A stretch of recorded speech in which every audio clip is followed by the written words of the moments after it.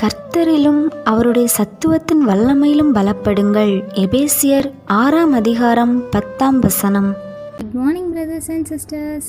இன்னைக்கு கர்த்தர் நம்ம கூட பேசுகிற வசனம் பார்த்தீங்கன்னா, அப்போஸ்தலனாகிய பவுல் நாம் எல்லாரும் கர்த்தரிலும் அவருடைய வல்லமையிலும் பலப்பட வேண்டும் என்று சொல்கிறாருங்க.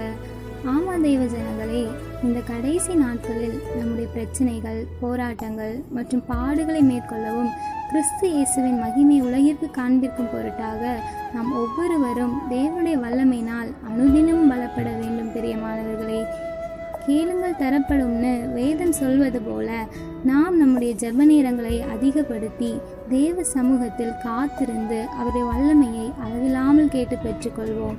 அவருடைய மகிமையை நிச்சயம் தேவன் உங்களை கொண்டு உலகிற்கு வெளிப்படுத்துவார்.